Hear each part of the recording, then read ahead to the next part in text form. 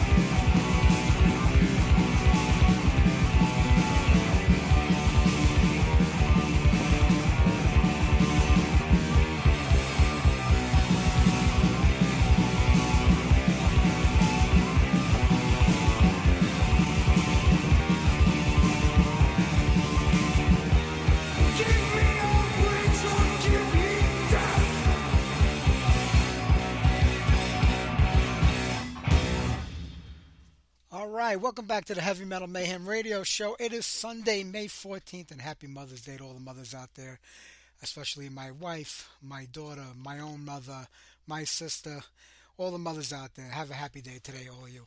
And we kick things off with some Blessed Death. Man, one of my all-time favorite bands. I was lucky enough to see those guys at one of the first shows I ever played when they were in the Battle of the Bands at Lemoore, and they just kind of took off after that. But as quickly as they started to rise, they also collapsed. I mean, Kill or Be Killed from 1985 on Megaforce Records, probably one of my all-time favorite albums. They followed up with Destined for Extinction about 2 years later. It was a great record, but it just really didn't get the attention that it deserved. And within 4 or 5 years, the band just kind of fell apart. I know when they split up, like 3 guys went off to play with a band called Death, not the Death that we know of, and the rest came out with a band called Chrome Lotus, I believe, or Locust. I'm not sure, something like that. But they were a solid act, and I kept hoping all these years they would get back together. We had the album, Hour of Pain in 2006, but it was kind of like a one-off offshoot type of thing. No real reunion there. It just didn't happen, and I kept hoping and hoping and hoping. But with I think Jeff Anderson passed away in 2016, and Larry kind of missing in action from the scene. I don't think it will ever happen, but never say never. We might get some sort of reunion one day. I'm looking forward to that happening if it does. Hey, but we got a great show for everybody today. Jamey Jasta from Hatebreed. He's got his Milwaukee Metal Festival coming up in about 14 days. He wants to tell everybody all about that. And then my good friend Danny Hynes from Weapon. They've got a brand new record out. We're going to talk to Danny all about that in the second half of the show. How about we keep the music going right now? A little Shock Paris. Go Down Fighting.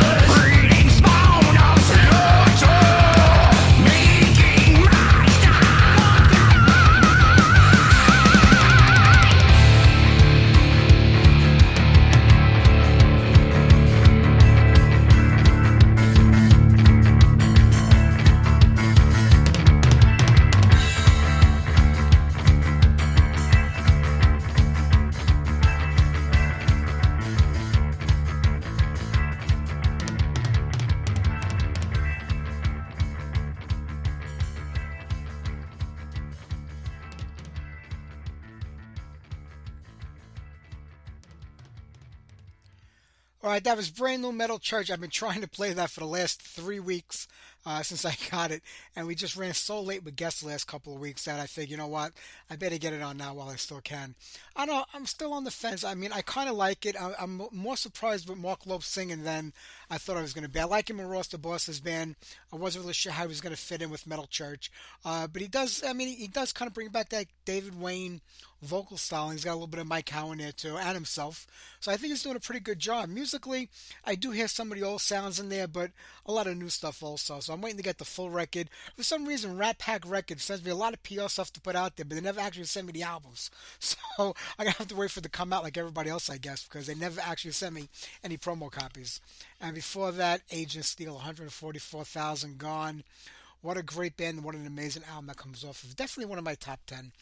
One week, maybe over the summer when we don't have any guests on the show, I'm going to just do like a whole show, like my favorite records, my favorite songs. I'll bore the hell out of everybody for 2 hours, but we'll save it for when we have no guests on the show. We're like really double booked between now and almost the end of June, so it's going to be hard to get any more guests on than I can, but we'll do the best we can. We're going to get to Jamey Jasta in about 10 minutes. We'll do, we'll do one more set of music, and then we'll get to that. Brand new Burning Witches, The Dark Tower. I actually like this record quite a bit. Some of the stuff before this I was on and off the fence with. I liked it, I didn't like it. But so far I'm really enjoying this album. So let's get on a new song off it. Here's Unleash the Beast.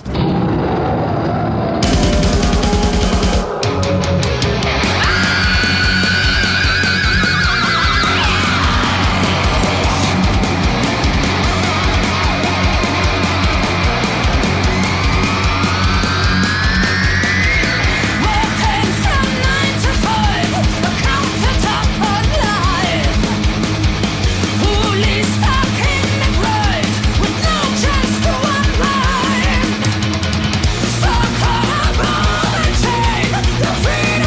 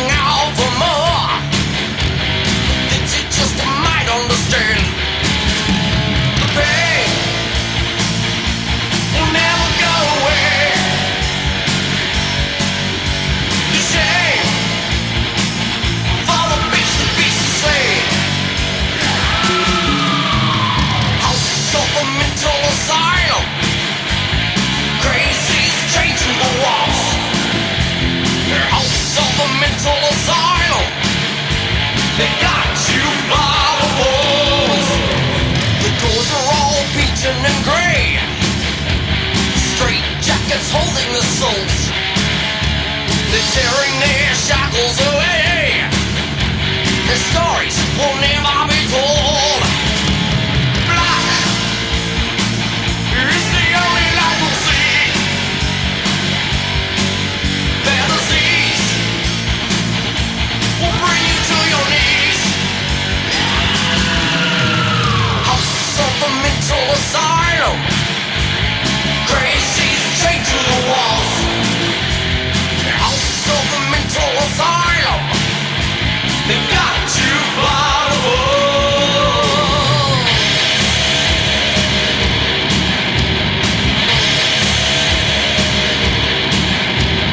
Black is the only light we'll see. Their disease will bring you to your knees.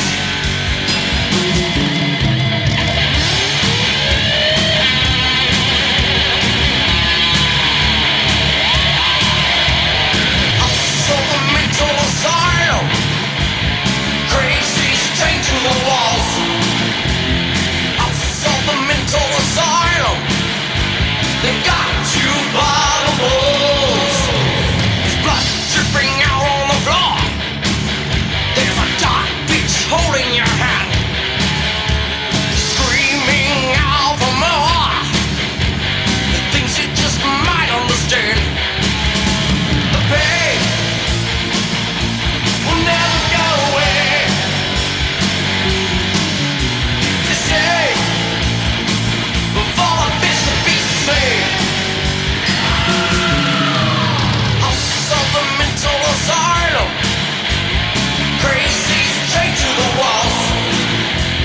House of the mental asylum. They got you by the balls.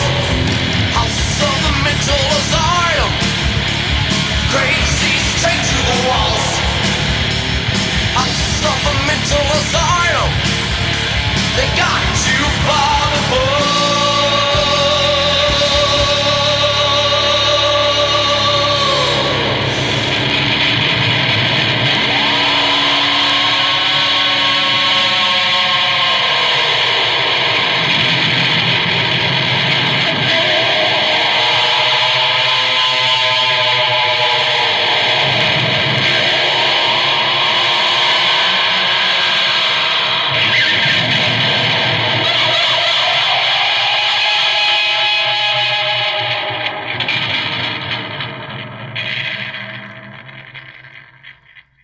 All right, Leather Nun with Mental Asylum. Eman had mentioned them last week, so you know what? I had to get them on. I've been playing the hell out of that record since last Sunday. I forgot just how great they are. All right, we got to get to Jamey Jasta in a couple of minutes, and because I know my audience really isn't a Hatebreed audience, you know, we'll play a Hatebreed song after the interview, but we'll do something from Ripper right now. You know, Jamey wrote and produced this record for Ripper Owens. It's a really solid EP, and there's a whole record coming out soon, too. So let's get that on, and then we will talk to Jamey right after that. I was reading on Blabbermouth the other day after I kind of scrolled through the 39 articles about drum cam footage from one drummer or another. That seems to be their favorite article, is drum cam footage. But David Ellison was bitching about how pathetic Mustaine is, still bitching about his dismissal from Metallica for 40 years.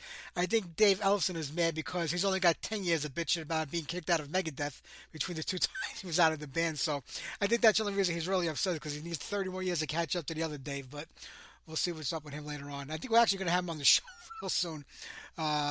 Him or Jeff Young, they're doing promotion for that band they got, Kings of Thrash. So maybe I get them on here and we'll find out why the hell they even bothering with that. But all right, let's do some Ripper, and then we'll talk to Jamey Jasta about Milwaukee Metal Festival right after this song.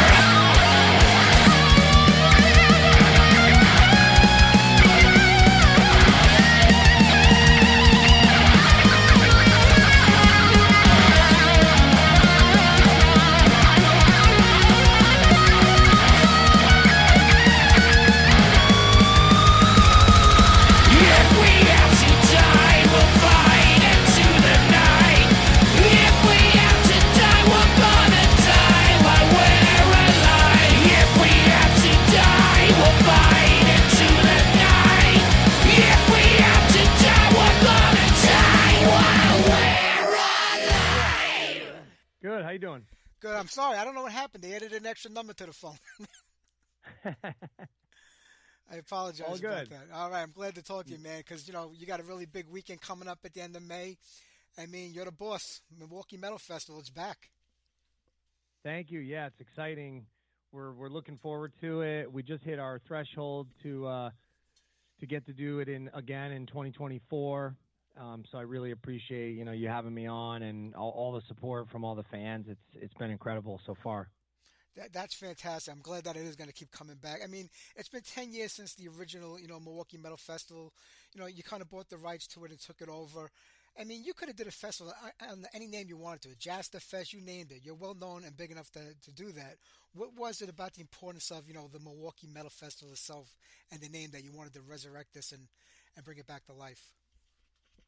It was just the last time I was at the rave. We did a Hatebreed show there with Madball and Prong and Agnostic Front, and it was incredible. And I felt that void. It's always been one of the best shows on the tour, and Chicago's great too. And even this last time in La Crosse and in Oshkosh, that area, and when we did Madison the last time, we just played there with Anthrax and Black Label. That was incredible in Oshkosh. I know that the roots run so deep out there, and so many people cut their teeth at the original Milwaukee Metal Fest, and bands like Hatebreed and Shadows Fall and Opeth and In Flames, we all kind of got that inspiration from having the audience, really give us a good welcome and a good reaction. I know they say if you can make it in New York, or if you can make it in LA, or if you can make it in Chicago, you can make it anywhere. And I agree to that too, but it was for a lot of metal and death metal and grindcore and heavy bands, it was like, if you can have a good set at Milwaukee Metal Fest, you can have a good set anywhere. And so just wanted to fill that void. Everybody's heard of it. Everybody knows the infamy and just the legacy of the fest. And I thought now is a better time than ever to bring it back. I'm glad you did. I mean, just thinking about it, there's got to be over 100 bands on the bill by now, ranging from, classic 80s metal to new metal to everything in between on there. I mean, the logistics of putting this together have to be enormous. I mean, trying to organize this many bands into 3 days of playing. I can't even imagine where you start. Yeah, it's been a nightmare, actually. But I was talking to my partner, Tim, last night, and I said, if we get through this, the reward will be worth the risk. And we have set times coming out today, which is that just doing the set times, if the insurance wasn't a lot, if the curation of the fest, if sending out all the offers, if dealing with the vendors, the sponsors, creating all the merch designs, if that wasn't enough, the set times was the real kicker. But I think we got it to a really good place. Of course, you can't make everybody happy. I've done many festivals where my band has clashed, with a band I wanted to see, or a band that the fans had wanted to see. But I think we kept the clashes to a minimum. And again, since we've hit that, now we've hit that ticket threshold where it'll be. We'll be closer each day now. From now until the fest, we'll be closer and closer to our goal. And running this National Concert Week sale was a great idea that the Rave had. So we've seen a nice boost in that. So it's like that again, that risk is going to be worth the reward. And I urge anybody who's on the fence that still wants to travel out to Milwaukee for Memorial Day weekend, you can go to therave.com/metalfest. And yeah, you'll see everybody from original Biohazard to Dark Angel to Anthrax, Napalm Death, Suicidal Tendencies, Lamb of God, The Halo Effect. Revenge is coming down from Canada. Angelus Apatridas coming over from Spain. I just recorded a song with them. If my voice is sounding a little tired, but yeah, it's going to be great, and we're gonna hopefully lay the groundwork for the future festivals to come and create some of the headliners of tomorrow with the great undercard that we have with Frozen Soul and Undeath and Phobophilic and bands like even bands like Dead by Wednesday and Vended. Corey Taylor's son's band is playing. I mean, we have a real diverse lineup. Oh, absolutely. And I love what you just said. I think you're the first person I heard say that. You already made it. You're an established artist. And you're talking about, we're going to, have the next headliners coming up with like Frozen Soul and bands like that. And I think this is something that's been forgotten, that bands don't know how to pay it forward anymore. When we're all gone, there has to be people coming up behind us to take over. And if nobody else is doing that, where are these bands coming from? And I love that you just said that, we're preparing these guys to be the headliners for, the upcoming festivals.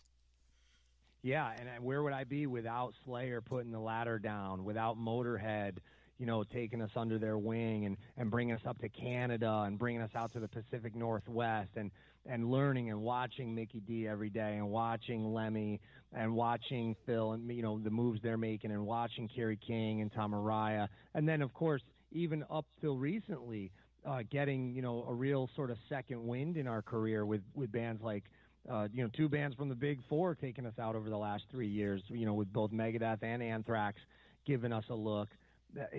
I always wake up with gratitude, and I know it's our job and our duty to do the same and put the ladder down for the next generation of bands.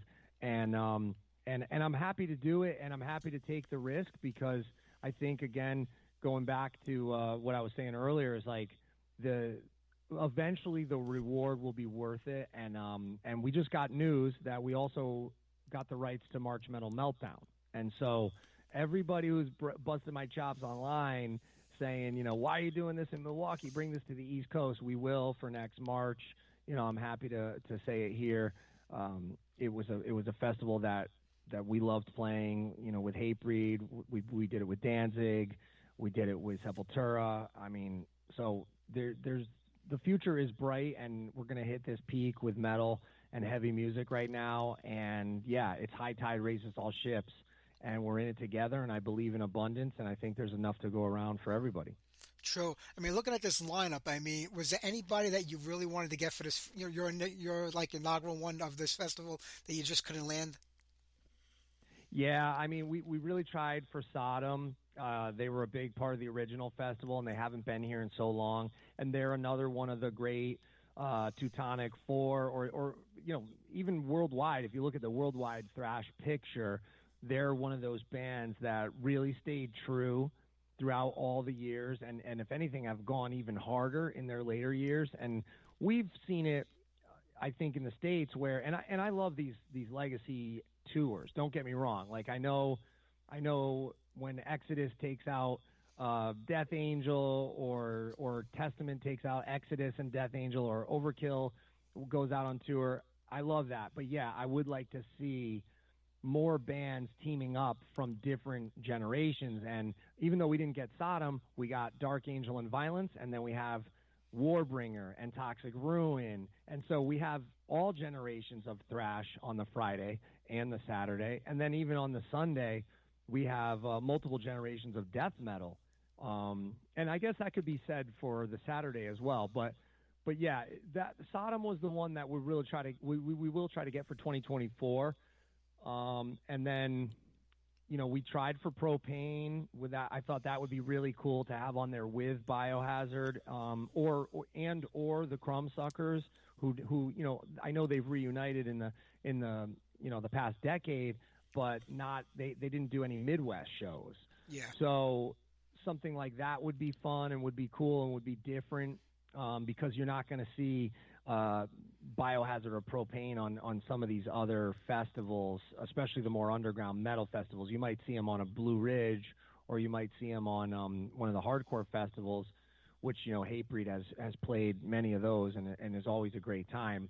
But those are also East Coast, So the Midwest is getting a real treat with getting the OG Biohazard, and yeah, we're already talking about 2024. So as long as the criticism is constructive, I say, hey, keep it coming, because it's our first year back, and without the rave, the team at the rave, the team at Sound Talent, and all the great booking agents who gave us these ideas and pushed for their bands, we wouldn't have had this awesome lineup. So I really got to give them the credit, and hopefully this will be the first of many years to come. If it wasn't enough for just, like I said, Lamb of God and Anthrax and Suicidal, you got Biohazard, but the original lineup, getting back together, that's going to be just incredible alone. And when you go through that day, you got Corrosion, Dying Fetus, Dark Angel. What a great mix. And I think people have come so far today that, the old school metalheads, they want to hear the newest stuff too, because that's where we're going. And I just think you really got a great mix of music over the 3 days. And when you think about it, the average price of a ticket is about $100. It's costing more than that to go see Metallica play for 2 hours, and you're getting 20 bands a day, at a minimum 20 bands a day. That's like $5 a band. That's cheaper than it was in the 80s. Yeah, and right now with this National Concert Week sale, it's great to give some added value for those who are on the fence. And I was just looking at ticket prices for Pantera and ticket prices for Mastodon and Gojira. And these are 2 and 3 band bills where if you want to get on the floor or if you want to do the meet and greet package, you're like you said, you're paying that just for a couple hours of music. Whereas this is at least 10 headliners each day who could easily, pack 1,000 cap club on their own. And then we have re-entry until 6 p.m. Plus we have vendors, food trucks, and we're even going to have some live podcasts. We just confirmed Chris Garza, who does a great podcast called The Garza Show, which you can find on YouTube. And he has a recent episode with one of these bands who are really poised to be one of our top-tier bands in the future. They're called Sanguisugabog, and they're on Century Media. And we're going to have Rob Dukes, former Exodus frontman. He has a great podcast called Put Up Your Dukes. And then my podcast will be there doing a live show for the fans as well. So, yeah, we're urging people to get there early. We have meet and greet packages at martyrstore.net, and we have 3-day, single-day, and 2-day passes plus VIPs and much more at therave.com/metalfest. It's going to be an amazing weekend, Jamey. Can you imagine that it's 30 years almost since Hatebreed started? I remember going back to like 94 and saying, the traditional metal from the 80s kind of died out. Grunge took over. Then you guys came along, and it was the start of a whole new scene. It was a little bit of old, a little bit of new, all mixed together. Did you realize back then that you were kind of in the forefront of creating something that was relatively new, even though the band started out with their hardcore roots? And I remember going to Connecticut many times in the 80s to the Brick and Woods to see a lot of great bands. I don't know whatever happened to that place back then, but, it was just an amazing scene. But you guys were sort of like, the godfathers of like this new scene that was emerging in the mid-90s. Oh, well, thank you so much. Yeah, and shout out to the Brick and Wood, the Anthrax, like all those clubs and all those great legendary shows that happened before my time. Some of them my sister went to, but I got my start at the Urban Jungle, which then became the Tune In, and also would go down to the Nightbreed and and we'd even go up to Western Mass to like Katina's and the Vertex was also the Vertex, like where I saw Morbid Angel and Crowbar and a ton of great shows. But being smack dab in the middle of the two of the most legendary scenes in the world, between Boston and New York, it was always clear to me that we would have to work a little bit harder. We'd have to be real road dogs, and we'd have to put in the work. But if, again, with the legends and the guys that kicked down the doors in those two scenes, for us to be able to go through eventually, that was huge. Especially, I used to go down, I would take the train down, then take another train over to Lemoore, and I would go and hand out flyers outside of Life of Agony or Typo or Biohazard. I went and saw a ton of shows there. And then I would go into the city. I would see shows at the Limelight, and I would see shows at the Roseland and at CB's. And I'd even go to like the punk and the crust and the grindcore shows. And I saw at that time, a band like us, we could grab people from every subgenre, whether if we played with Final Conflict or Disassociate, or if we played with Machine Head, or if we played with Life of Agony or Typo or Biohazard. It was kids from all the different scenes gave us love, and that's kind of the mission statement with Milwaukee Metal Fest. It's like the unity is what makes us stronger, and being open-minded and just going, well, just because this guy's got long hair, or this guy's got a jacket with patches on it, or this guy's got Liberty spikes, doesn't mean that their music or what they're doing isn't as important as what we're doing. We wanted to draw from every crowd. So that's still the mission statement with this. And that's part of the reason why I feel like going forward, we'll even expand even into power metal and classic metal and punk and crust and grindcore. You know, there was talks early on like, yeah, let's get Negative Approach, let's get Exploited, let's get you know, bands like Halloween and Eternal Champion, and so we're gonna really have a diverse, eclectic lineup for next year. But this year is really about the meat and potatoes, the hardcore, the thrash, the death metal, and the grindcore. You did, oh man, Negative Approach. They have Evacuate live again. It's been about 40 years. I would love to see Negative Approach again live. Yeah, and they're better than ever. I've had friends that have seen them in the last year, and they were just so pumped, and they said the energy was great, and it was so great to see all the old faces and people coming out of Mosh retirement and just getting that fill of that awesome energy that they're still bringing. It's great. It is. You know, Jamie, when did you go from being the guy who just wants to be in a band, getting up on stage, writing and playing music, to becoming you're really like an entrepreneur in the music business? You produce, you have a podcast, you have the festival now. When do you have to diversify and say, I have to get involved in a lot of other fields if I'm going to stay in this industry? Because it's not that easy just to be in a band anymore and just be one member of a band. Yeah, you know, there's a lot of not so happy endings that we've seen from people in the music industry throughout the years, and I've had a lot of great advice and a lot of people, you know, who've managed their way through some challenging situations in life because of their involvement in music, and I've been given some really good advice throughout the years where I've said, this is how I'm going to stay alive. Is like, this is how I'm going to create a better life for my daughter, and then this is also how I'm going to I don't want to say fight off the 9 to 5, because I have had some 9 to 5s that were rewarding, but when you see an idea come to fruition, especially a crazy idea like producing a Dee Snider metal record, or putting together a podcast where you're going to interview people from another genre, or people that you would never talk to on a normal everyday life situation. People have thrown a lot of cold water on these ideas, but for every idea that gets rejected, there's one or two that will get legs, and then you see people enjoy it and people support it, and it's so rewarding in a sense where I think, yeah, if I can just keep this up, I can sort of fight off that demise that I've seen, you know, so many people have, that I just don't want for myself. And it's not, I try not to be too much of a negative Neil, but it is a grind, and it's a hard industry to be in. And, you know, who knows what would have happened to some of our favorite bands who broke up, or people who are no longer with us, or people myself that I knew growing up, even some members of my own family who, you know, wound up dead or in jail. I've just always been sort of fighting that off. So if it's not the 9 to 5, it's the grave or the cell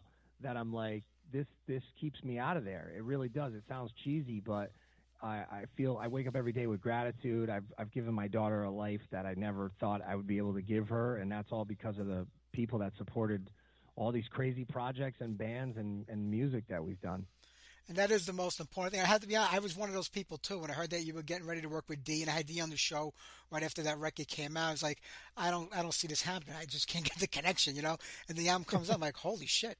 I was like, wow.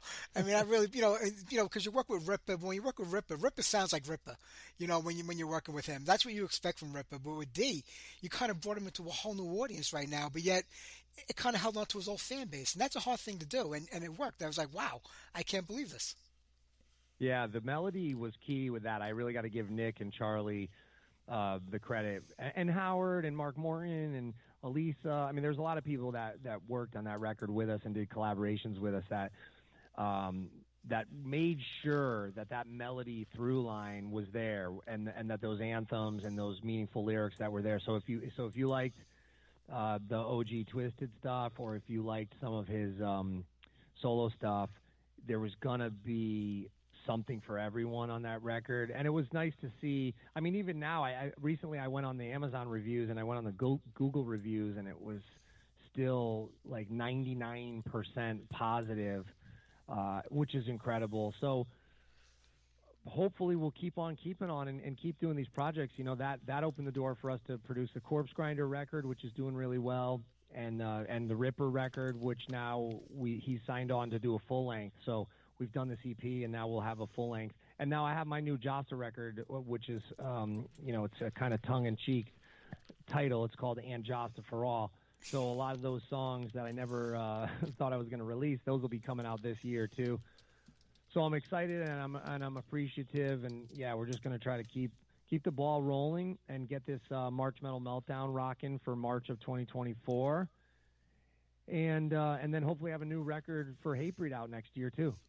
That'll be fantastic. Jamie, I'm not going to keep it. I know you're backed up with these things all day today, but I'm looking forward to the March show next year. Milwaukee Metal Fest is going to be amazing next year also, but this year, starting on the 25th, you guys are jamming out with a bunch of your friends, and then 3 days of killer metal, so everybody should be there and be a part of this. Good luck with the festival, and I can't wait to see you guys live again. Thanks so much, Mike. Much appreciated, and have a great rest of your day, brother. You too, my friend. Take care, Jamie. Bye-bye. You too. Bye. Here, kindness ends, weakness dies. Trust myself, no one else. Never bow, never break. So I savage of the savagery. I have become instinctive.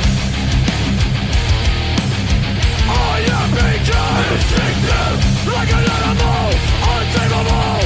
I have become instinctive. Like a savage, barbaric. I have become instinctive. Come with me down the abyss, where shadows spark from emptiness. I must transform to shed this husk. New urge to fulfill my slaughterlust. I sacrifice to dominate. My savage nature now unleashed. With swift and sharp against clenched teeth. Animal intuition empowers me. Transformation is husk. Must fulfill my slaughterlust. Transformation is husk. Must fulfill my slaughterlust. Here, kindness ends, weakness dies. Trust myself, no one else. Never bow, never break. So I savage of the savagery. I have become instinctive. I have become instinctive. Like an animal, untamable. I have become instinctive. Like a savage, barbaric. I have become instinctive. Step into the savagery. Step into the savagery. I am on ninja terrified. I'd rather die than tell the lie. Do what I must fight to survive. Primitive bloodlust fills my mind. My vision's clear, my instincts strong. I am the vicious one. Inclination to destroy. Like a savage, with carnage in his eyes. Transformation is husk. Must fulfill my slaughterlust. Transformation is husk. Must fulfill my slaughterlust.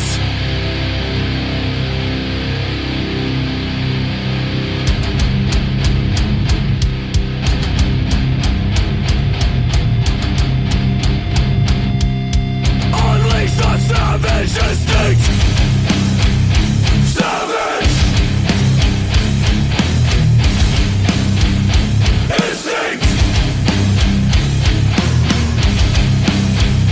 Unleashed.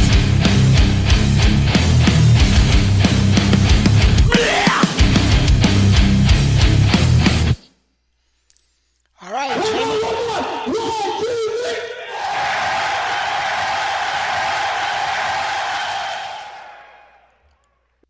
I forgot about that. All right, there you go. Jamie Jasta. We still got Danny Hynes of Weapon coming up in about 15 or 20 minutes. We're going to have a few more songs between now and then. But right now, let's do our Demolition segment. Get that out of the way. This is a band called Dorian Gray. They had a couple of demo tapes out, the mid-'80s. I want to say 85, 86. I believe the band was out of Denmark. They went by Damian Gray, Gray, then Damian Gray, like the color gray, Grey. So this is, let me see, it's not the greatest sounding tape in the world. So let me see what song I can find. We'll do No Mercy. This is probably the better one on the record. The demo tape, excuse me. Here you go.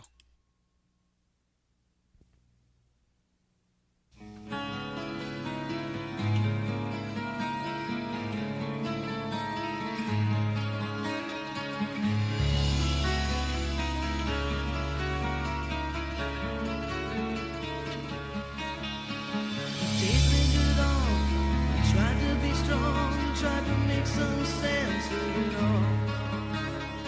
I gave so much just to fall short, my back is against the wall. You'll never know how it hurts deep inside, now that I've seen your two ways. But soon you realize that your two-timing lies will cost you more than you can pay.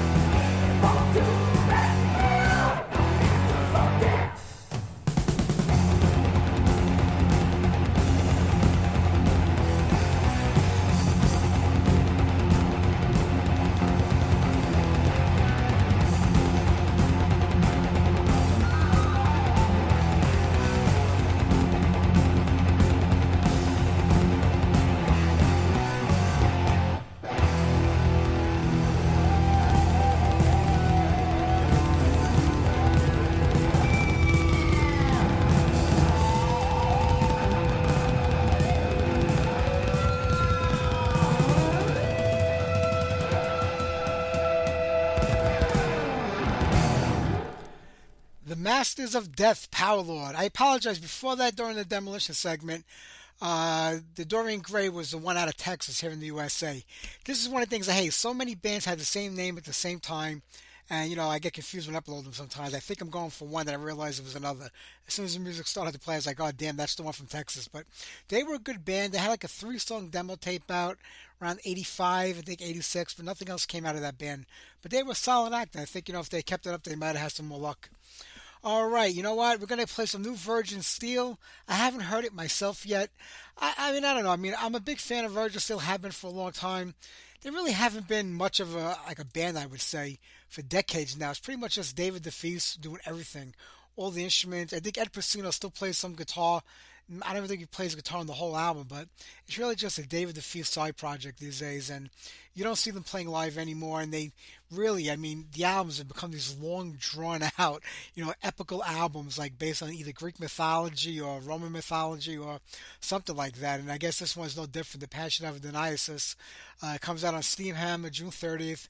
I'm sure we'll have David back on. He's a great guy to talk to. I love talking to him, but you know, the songs on this record, I think the shortest one might be 9 minutes. They go between like 8 minutes and 13 minutes long, and they're just like long played out, you know, songs in my opinion. Let's get back to those classic 4 and 5 minute ditties that Virgin Steel were famous for back in the early days. Stuff that doesn't have to follow a storyline through and through with every record.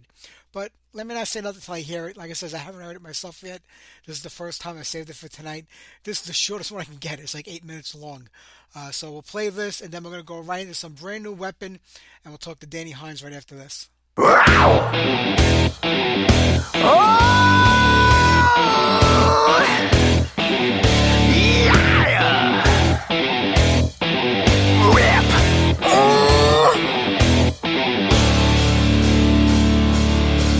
You drink the blood from my black blade. You are the product of my hate.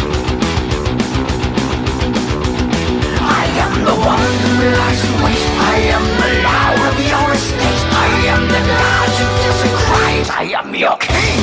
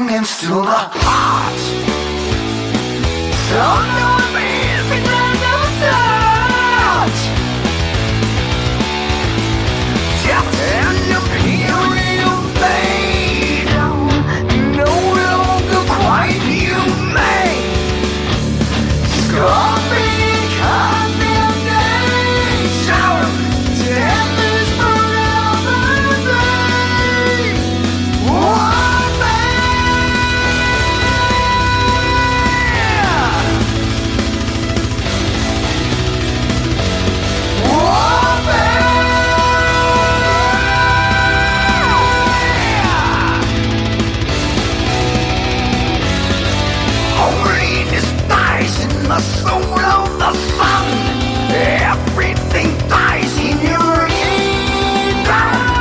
Fearless and proud like the eagle untamed, who never looks back when he rides. Righteous vows, hell and glory, noble meanings gone astray. Virgin brides, fatal sisters, there will be no long goodbyes. Cries, raising riots, your opinions, sphere of influence declines. You're lost, empty statement, thrown away. Pillaging congregation, invading my domain. Infernal replication, sampling every frame. Plagiarized adulation, hiding behind disdain. Evergreen protestation, punishments all a fucking game. Soul-burning inquisition, wounds that will never heal. Death is an aspiration, sharing a hoarder's zeal. Venomous implications, bearing disorder's seal.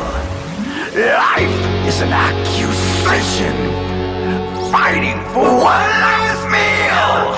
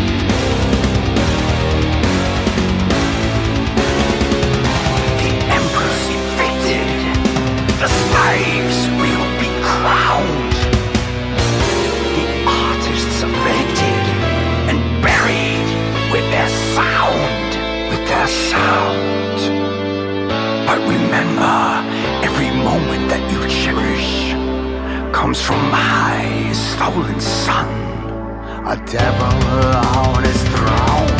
When I believe he's gone alone, drunk in furies, no mercy,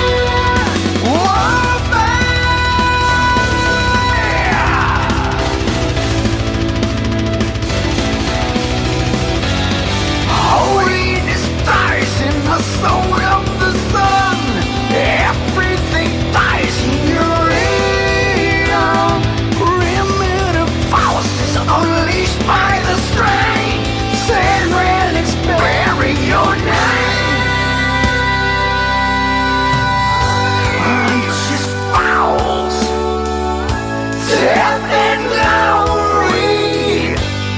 Noble beings gone astray. Pride, virgin cries, soulless whispers. There will be no more replies, and that's wise. Murder hours, applications, credit limits benzene. Fight till death.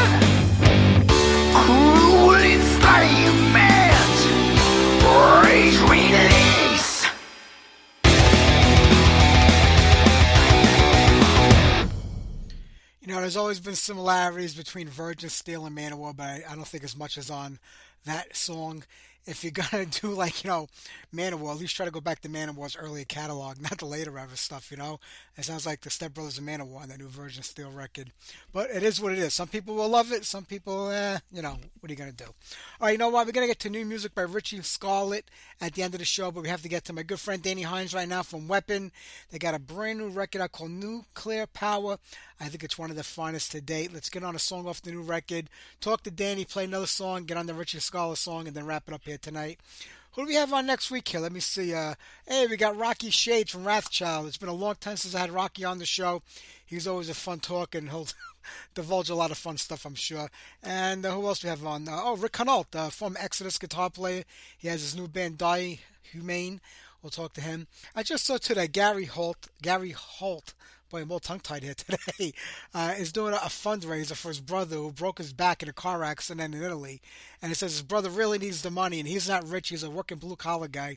Now, how can you be... Listen, I know Exodus weren't like, some massive band who plays arenas and stuff like that, but you've been playing in Exodus for like almost 40 years now. That's all you do is play in Exodus. So you have to be making enough money playing in Exodus to support yourself and your family for the last 4 decades.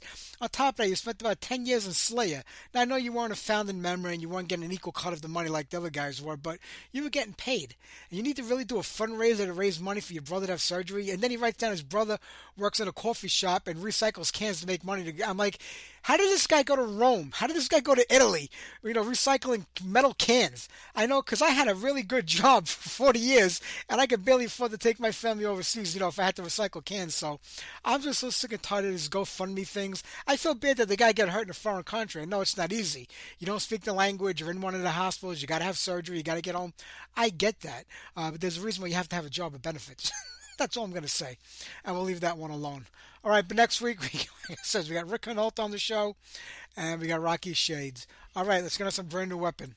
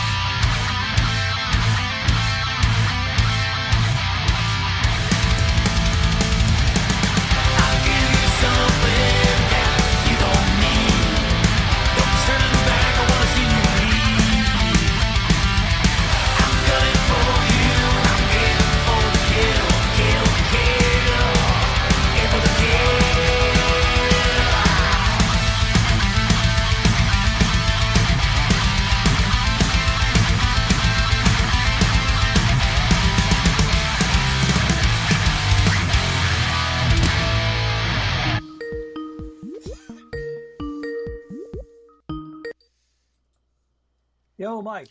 Danny, how are you, my friend? I'm good. I'm so sorry, mate. I really got stuck in traffic out there, and my sincere apologies.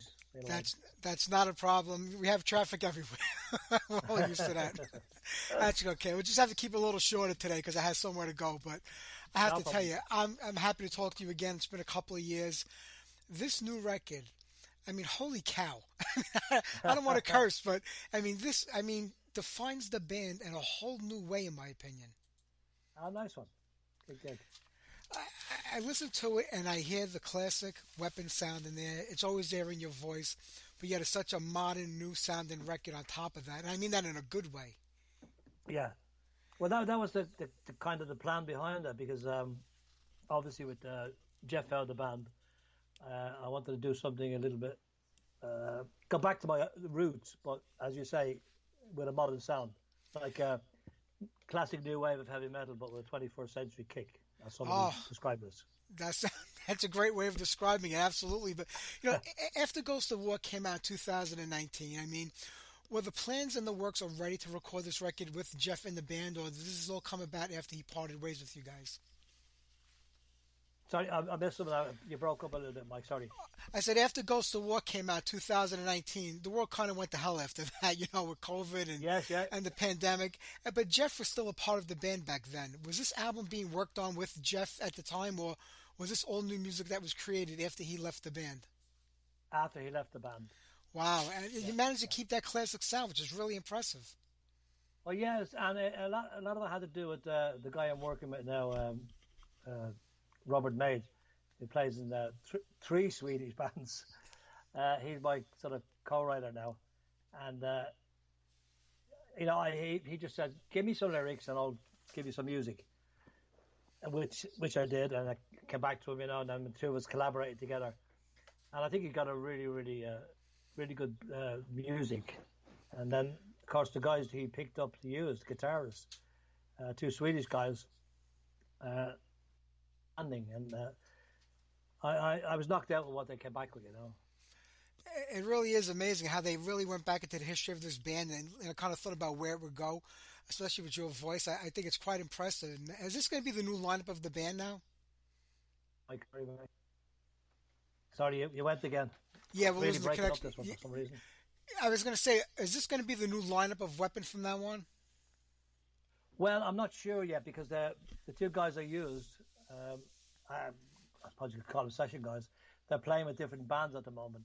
I'm hoping to get them to do a showcase with me, and we'll take it from there, see how successful the album is.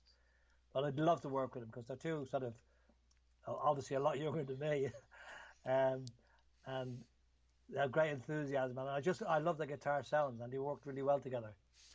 They really did on this record. I mean, now that you have this opportunity, it's important to try to keep the band local to where you are. That way, it is easy for everybody to get together when they need to be. Exactly. That's the main thing. Apart from Tony, my bass player, who's sadly having treatment for prostate cancer. Yeah. But he done all his parts from London, but he's not physically fit enough to go on the road yet. I think he'll a couple more years of treatment. Yeah, hopefully he'll be okay with everything with that. He's gone. Could you ever imagine, like in 1980, that you would have members of the band in different parts of the world and you could all record your music together and put an album out that way? Not at all. Not in a million years. And the fact, it's a new wave of British heavy metal band, but I'm using Swedish guys. It makes it even stranger. And co-writing with a Swedish guy.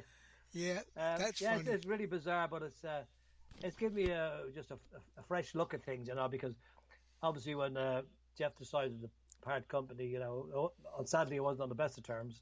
I'm not going to go into that, but it wasn't on the best of terms. And I thought, what's the point, what's the point of carrying on with Weapon, let me do something else. But then I thought, no, we had some gigs lined up, and I got some guys in to do them, and I love doing the Weapon thing anyway.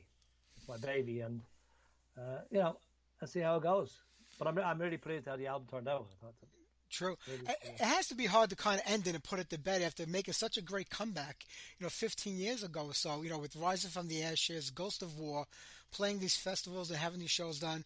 It is kind of hard to leave it behind, because that's kind of what happened, the first time around. And when you think back to 1980, 81, 82, I mean, I remember we spoke about this last time you were on the show. Things just weren't going right with the band, with the management, and not getting signed to a record label and stuff like that.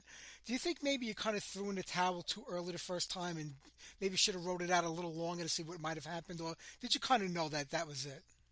Well, I think you're right. We should have carried on a little bit longer, but it was the disappointment after doing such a huge tour with Motorhead. I mean, for a bunch of kids, it was just unbelievable.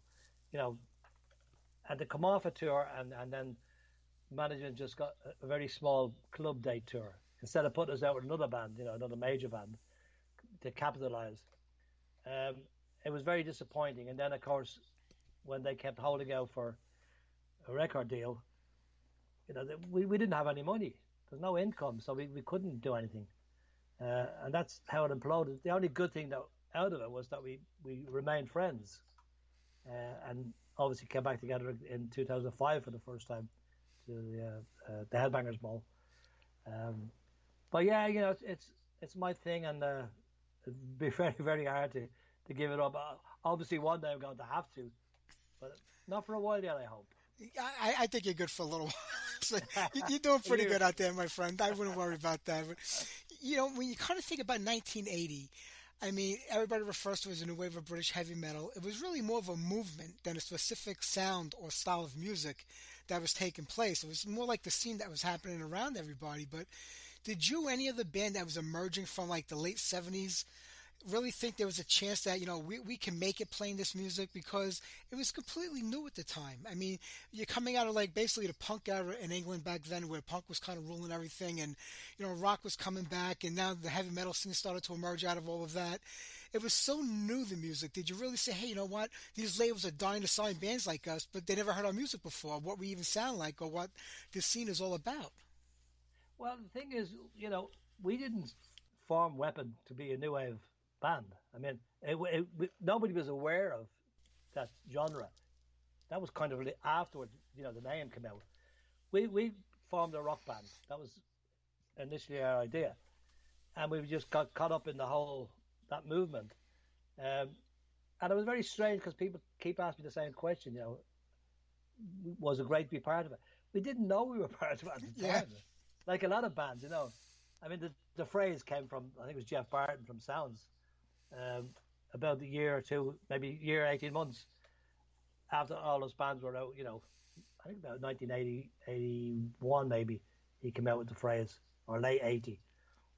So we didn't really know it was a move. Well, what you say, it was a movement, but we didn't know it was the new wave of British heavy metal until quite late on, That's true. And yourself, and I think Weapon, to me, were one of the most original out of all the groups that came out at that time. You kind of really harken back to that classic sounds of the 70s and put it with everything new that was going to go on. The sound really hadn't even developed yet, but you guys were, I think, at the forefront of that, taking what was old and what was new back then and creating something completely different. Yeah, I think I agree with you there. And the thing is with us, I mean, as a vocalist, I don't try to sound like anyone else. I am what I am. But, there's a lot of guys around that era all wanted to be sound like Ian Gillan, and a prime example of that is Bruce Dickinson. He's got the pipes, as you say, for that kind of singing. I never sang like that, but a lot of bands in that era and still today all go for that kind of sound, and I think that's what set us apart. Maybe to our detriment, that people wanted us to sound like somebody else. But our thing was a rock band writing good rock songs with good melodies and good harmonies. That was our thing to start with, our starting block. Oh, absolutely. And, 82 comes around, and I guess everything kind of ended. And, the next time I heard that you guys were kind of doing something was in 2005. I think it was a festival that you guys invited to go play, and you got that lineup back together again. But I do remember there being something at another point in the 80s where Weapon was trying to get back together, trying to make it happen. Was that the case? Because I really don't recall. Yeah, that's true. It's true. When we imploded the first time, I thought, this is silly, we went, let me try again. And we got another guitarist. I got Bob Sawyer, an old friend of mine, who played with Iron Maiden and Prey Mantis. and a different drummer because my drummer had gone to play with somebody else. I got John Phillips in, and we done a few gigs, but it just didn't feel right, you know. And then we put that to bed, and then I think about the end of '82, I really wanted to continue with Weapon, so I got a completely new lineup together. And again, it wasn't right. You know, you feel it. Yeah. Particularly without Baz and Bruce, now, you know, the original rhythm section.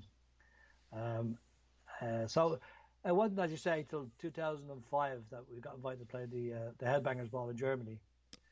You know, we got the original guys together, and it was great. It was really, we had a lot of fun. We done 2 gigs in London first, and then the Ball, and that's how we came back together again, full time, me and Jeff, because Baz unfortunately had an illness, and sadly he died a couple of years ago from it. Yeah. And Bruce has been playing with Andy Scott Sweet for almost 30 years. Yeah, a long time. So, you know, he ain't going to give up the bucks there. So it just when we done the Headbangers thing, we thought let's try and write some stuff. I mean, we wrote some songs together, me and Jeff, and then so we'll get a different rhythm section in, and we've had two rhythm sections since. So. And that's going back to 2005. I mean, but it was almost 10 years later that Rise Up from the Ashes came out. Was there a lot of like ups and downs during those 10 years, or maybe it was just undecided on where the band was going to go or what to do with it? Well, after 2005, we didn't do anything until 2010, and that's when we got the first lineup together and recorded Rising From the Ashes. It didn't come out till 2014 for some reason. Oh yeah, we got hit with the name shit. Oh, that's right. Yeah, Weapon UK. Yeah. That delayed it for a couple of years. So the album was actually ready in 2012. Well, you know, obviously with the legalities, couldn't do anything. So yeah, 2014 that came out. That amazes me that a band who just came around can say they own the name that you had like 40 years before them. I always love stuff like that. Well, I'll let you in a little secret. That band split up about 3 months after all that went down. That was in 2012. So when I got a letter from their manager stroke lawyer saying, no, you have to add UK, because he'd gone under the radar and registered the name. Yeah. Which I'd failed to do, re-register, I should say. Anyway, he passed away 18 months ago, and nobody re-registered the name, so I've just done that. So we're now called Weapon. Back to Weapon again. I love it. Back to Weapon. That's a great slogan. The only problem with this is I've got to confuse people. They're going to go, well, they haven't released anything, you know, since 1980, thinking that Weapon UK is a different band. So I'm making problems for myself. I'm glad because sorry, if anyone's listening in now, Weapon UK and Weapon are the same band. Same band. Fans should know, but you know what? There are a lot of new fans, and you know it's crazy, but there's a whole new generation of kids, you know, listening to our music again now, and they probably wouldn't know because they're so new to it. But do you find it amazing when you play a show that there's such a young audience now that are like going crazy for music you created when they weren't even born? It's incredible. It's incredible. I don't know if we spoke about this the last time, but we played the Aero Rock Festival in Bulgaria in 2000. I think it was 2011, maybe 2012. And you know, I say 90% of the audience were like under 25. And we had this one kid come up to us, and he was 19, and he had a copy of Set the Stage Alight, Mad Mad World that his father had bought in London in 1980. Wow. And to a pure chance, it was his father's birthday that day. So he said, "Will you wish him happy birthday if I ring him?" I said, yeah. So he rings his father, we go on the phone, you know, sing happy birthday to him. And he goes, Jesus. He says, I thought all you guys were dead.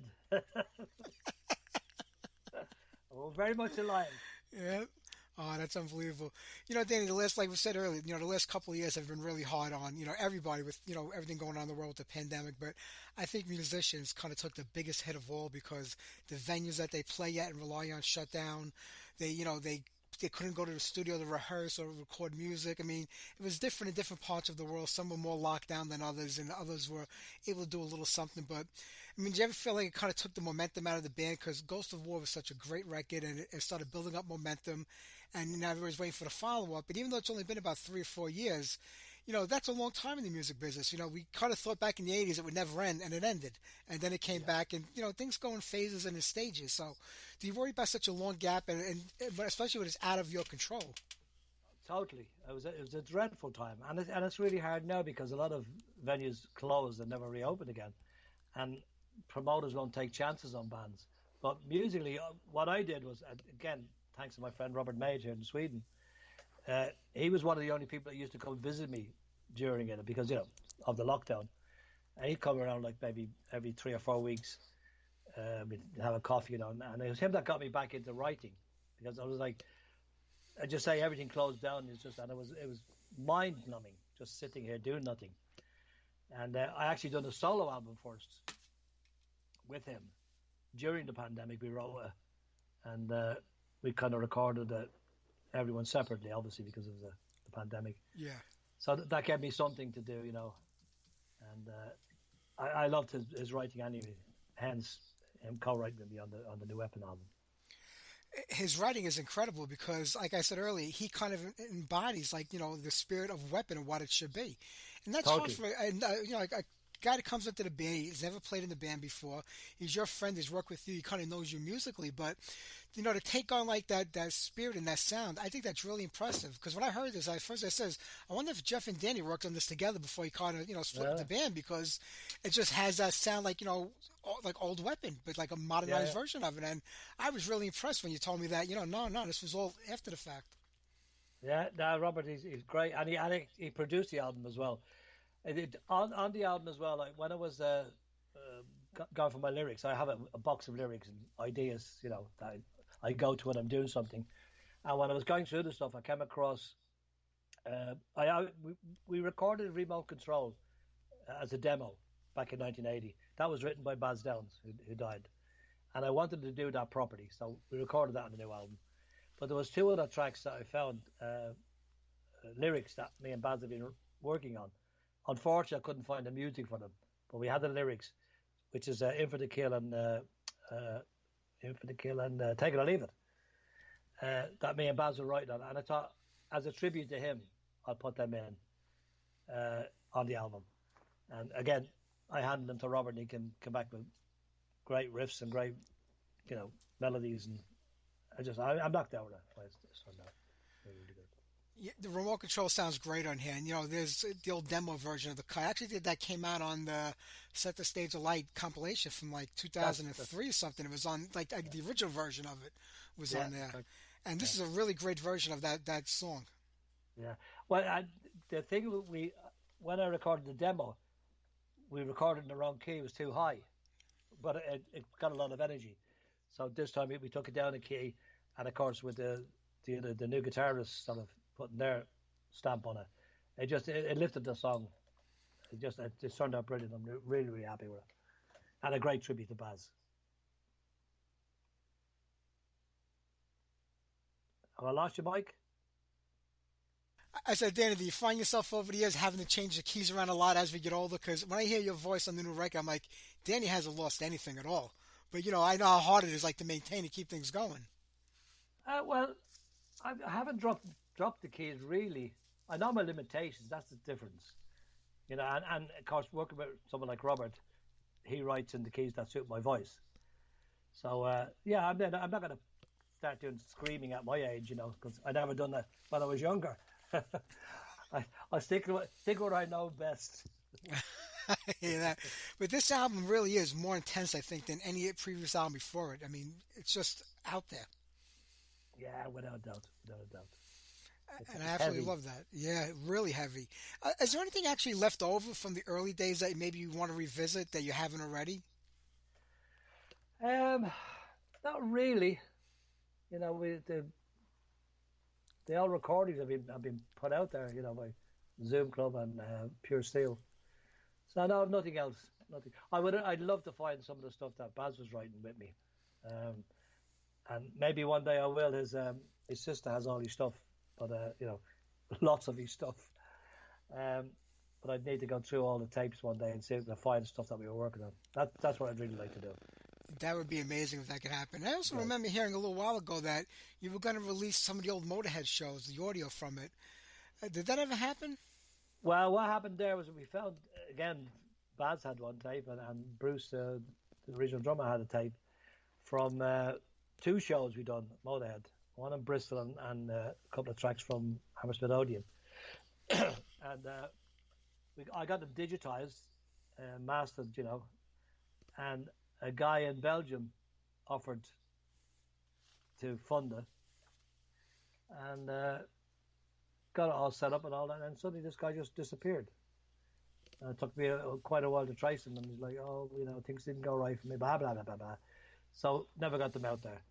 But I will do one day. And the thing is, I could put it on CD now, but I wanted to go out on vinyl the way it should have went out in 1980. Do it properly. But it's really funny to listen to because we sound like a punk band.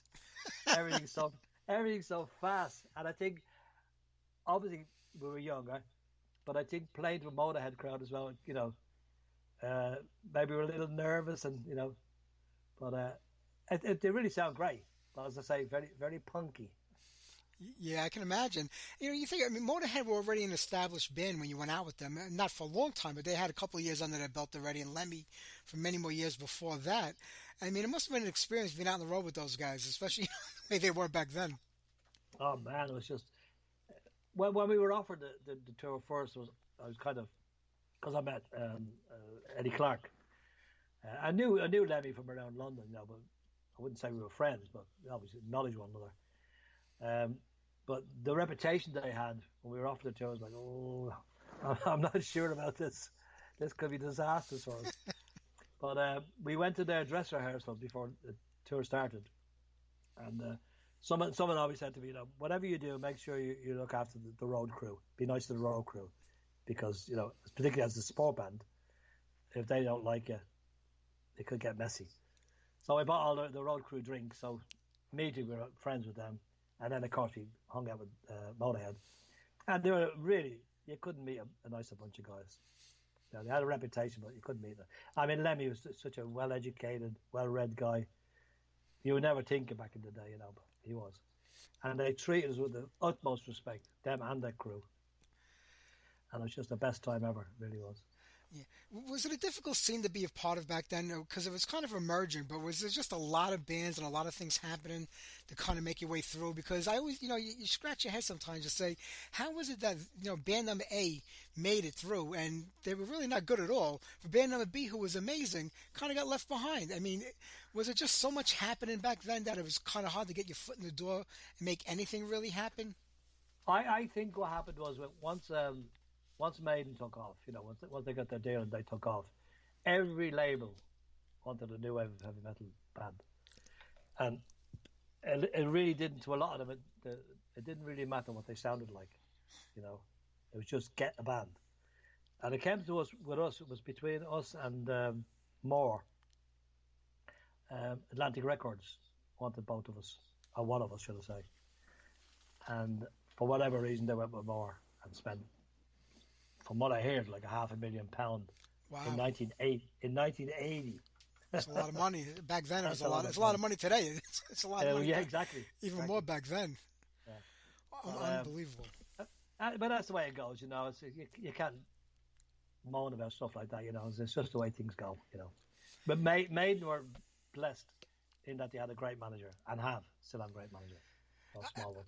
I think that's the key to it, is that, like you said, because I know you guys had the management problem early on. Like you said, they should have booked you on a different tour after the Motorhead one to keep the momentum going. Yeah. And Maiden had, like Ross Smallwood, and they're still with them till today. And Metallica, who were involved with Q Prime management from very early on, like when they got signed to the majors, still with them today. I guess you really do need that, that management support where they believe in the band and the band believes in them. It's an equal process. Where you both got to have faith in each other, and they'll take you there. They're a fifth or sixth member of the band. Yeah. And that's the way you have to treat it. And that's, it's the only way you do it. You can't, like what happened with us, crap management, you fall by the wayside. And we after that we tried to get different management. We were stuck with these a-holes for 5 years. We couldn't get out of the contract. Yeah, you needed Peter Grant back then. It was a nightmare. He would have been the guy. But Danny, I could talk to you forever, but we got really started late today, and I had somewhere to be this time. But you did such a great job on this record. May 19th is the official release date on Pride and Joy Music. And do you have anything coming up in the immediate future that you want to mention, or? Well, no, just push the album. That's what we want to do, and see how that goes. And at the moment, I'm looking for a new agent. So if we get that sorted, then we can start out a tour, and I'll let you know about it. Well, again, my sincere apologies for being late. I'm never like that. I know. That's why I said I hope everything's okay. But don't worry about it, my friend. We'll do this again one day. And congratulations on becoming a grandfather. Thank you very much, Danny. I appreciate that. All the best to you. All the best to you and your family, Mike. Have a great night, my friend. Take care. Bye-bye. All the best.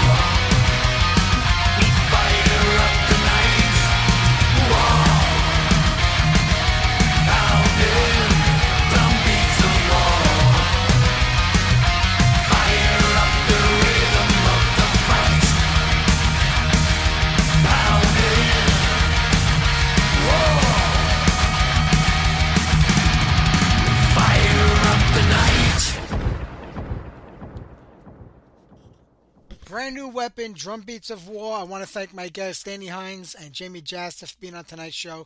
Don't forget to tune in next Sunday night for Rocky Shades and Rick Hinault. It'll be a great show. All right, we're going to close it out tonight with some brand new Richie Scarlett. It's called Lips Like Morphine. I believe we're going to have Richie on the show sometime in June. I'm just trying to square away all the guests that are in the wings waiting for a time slot, and then we'll get that confirmed.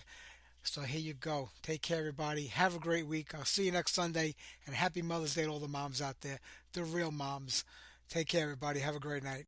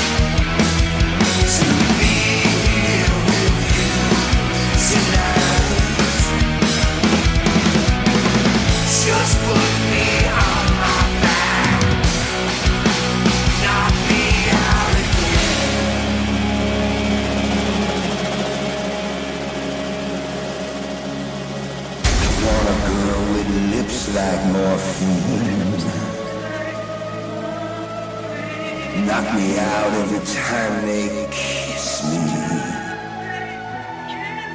And I wanna feel the lightning strike me and drag me